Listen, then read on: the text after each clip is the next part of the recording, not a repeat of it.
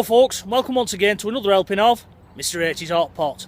You join me today here with my good friend Mike in Bolton, and we've come today to do a video on a place that many of you out there have asked me to do in the past. I am of course talking about Fred Dibnah's house, which is just behind me.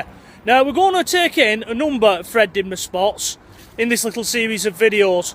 We're going to take in his house, which we'll do in a moment, and then we're going to go take a look at the man's grave, pay our respects, and then Mike is going to try one of Fred Dibnah's favourite pies from his favourite pie shop. I've already done that, but we'll get his take on that further on, and then we'll go and have a look at the house where his mother used to live and the chimney that Fred built. Again, I've already done that in the past, but me and Mike will take a look at it and I'll get his thoughts on that.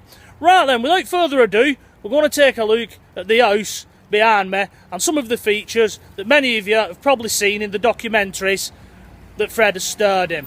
So without further ado, I'll whip the camera around and we'll take a look at the house now. So here we are. This is the front of Fred Dibnah's house, or the house that he used to live in. Now originally, this house was a gatehouse for the Earl of Bradford. Fred bought it for £5,000 back in the day, and he started to do it up. That part over there with the chimney in the background, that's not original, that's the extension that Fred built. We'll take a look at that in a moment, but we'll take a look at some of the features of this house, because according to the date stone there, 1854 this was built, so it's been here quite a while. And then you've got what I assume would have been the coat of arms for the Earl of Bradford above the window there. I think there's a bit of stock footage of Fred in one of the documentaries that he starred in painting that.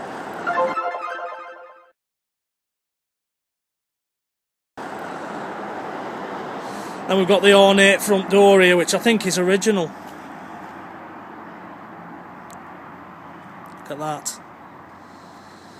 Amazing. Now, me and Mike have been round the back there, and the current owner, Leon Poundsey, I hope that's how you pronounce his surname. Apologies, Leon, if I've got it wrong and butchered your surname there. But he took us through the house. Blue plaque there to Dr. Fred Dibnah, MBE, Steeplejack, to say that he lived here.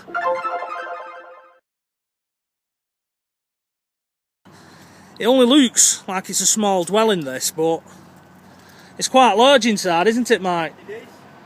Good.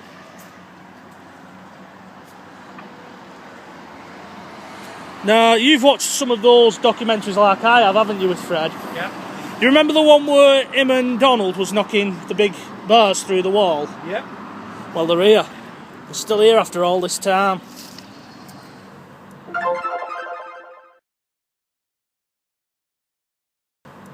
There you can just make it out. The pavement back in that bit of film, I'll try and put some photographs in.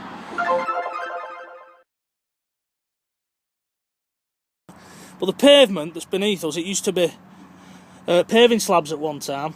Oh, right. And they've raised it since, so you can tell looking at those, they would have been higher at one time or another. You've got the stained glass windows there. I'm just wondering if once upon a time there was birds on the window. You got the metal. There may have been, or something ornate, you know, even if they didn't go all the way to the top. Yeah. You see, a lot of things got removed like that during Second World War because they wanted the iron for the scrap, so that may have been when they went. Well, this is the bit that I'm more interested in, this little extension that he built. Because you can see the gargoyles there. I wonder if they've come off a church or something. That's true, yeah. I like these cornerings. Yeah. They look like they come from a church because they go around. Yeah, all around the windows. Yeah. Well, it's a grade 2 listed building, this, so Fred, he had to make his extension blend in with the original bits over there. You couldn't just do what you wanted.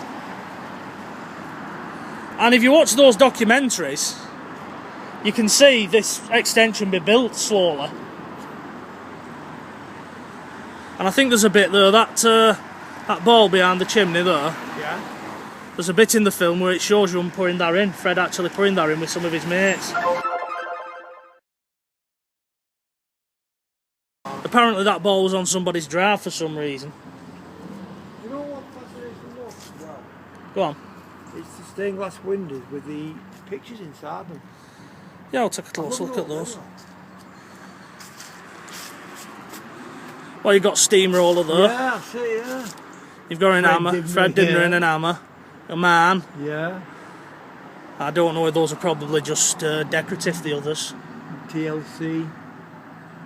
Well, there appears to be bits missing now, whether or not that had something in it at one time, Yeah, and I think that was so. it either never got put in or...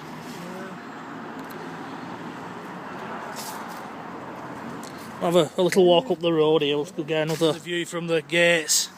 That was his driveway that he would have gone down, and then you've got his workshops and that beyond. Apparently he had all equipment in there, you know, like so he could saw things up and that. Yeah. There's some really fantastic footage online of people who've been in there when it was an heritage centre. I think it opened in 2010 and closed 2017. 7 years. So as I say, you know, I'm really appreciative of Leon for letting us go in there and take a look around at what's left. Oh, exactly. Because there was two other fellas with us, wasn't there, as well? There was, yeah. A fella by the name of Neil, and I think it was his son. There it was his son. Yeah. Yeah, he did say he watches my videos. Fame at last, Mike. But it just shows you, you know, that Leon showed us round. He didn't need to. He could quite easily turn around and say, "I'm sorry, the place is closed." And here we are, making our way into one of Fred's sheds. Bit empty now, since this place closed as a heritage centre, but here's where all the magic happened way back when with Fred. I believe he used to sit there. It's amazing to think, isn't it, Mike? It is. That he's... You can just... It's like he's going to come out that house. It just feels like that. Yeah. Come out with his velvet tones. Yeah. That Lancastrian Boltonian drawl he used to have. All these little cubby holes. I'd never leave house, me, Mike, if I had all this. Do you know what it reminds me of? Go on. It reminds me of, like, how can I put it?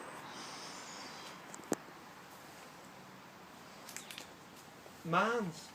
Yeah. Dug in, like, I mean, that's what it, if you want to think about how you would have been in a mine shaft, that's it.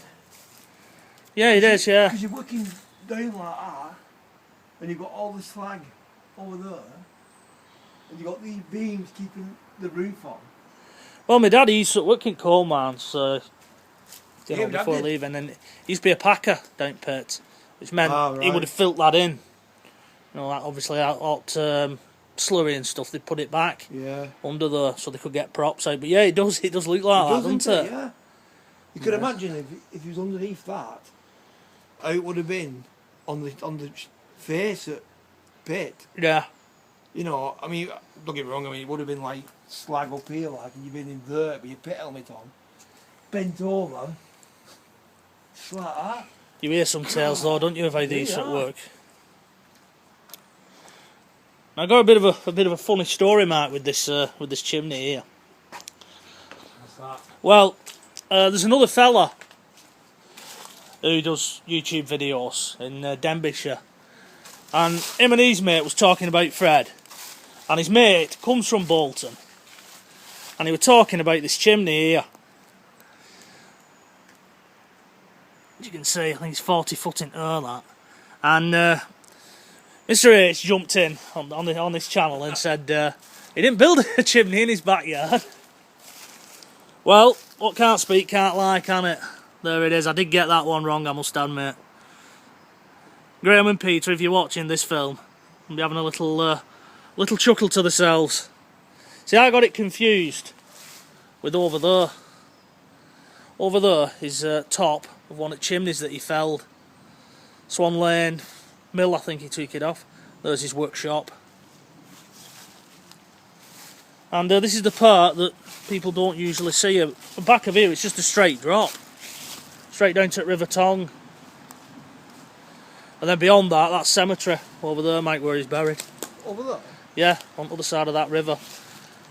We'll have to drive all the way around, providing my sat-nav can find it.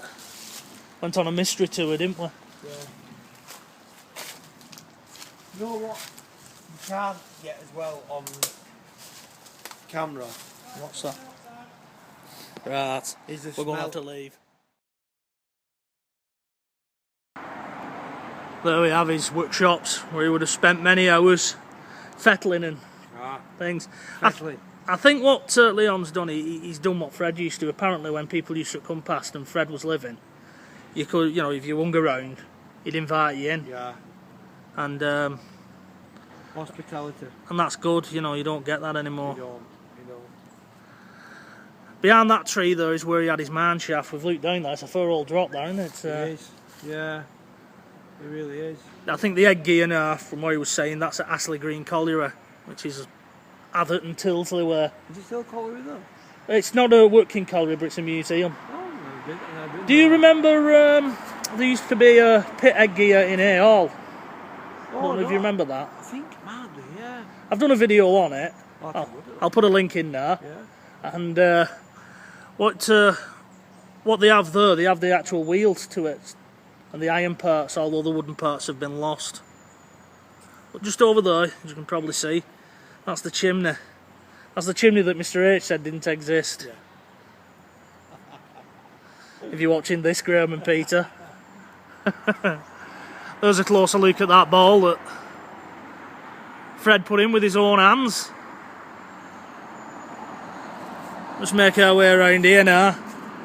Have a quick look back from the other little garden that they have, and then I'll wrap this video up.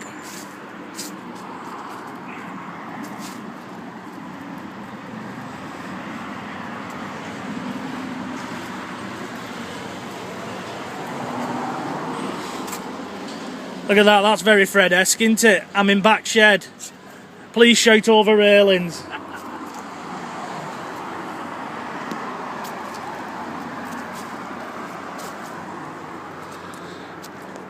As you can see, once again, this house is up for auction.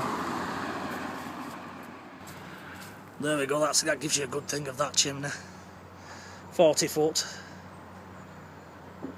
Built with Fred's own hands. He had a thing for building chimneys, I think. Not only could he knock them down, he could build them as well.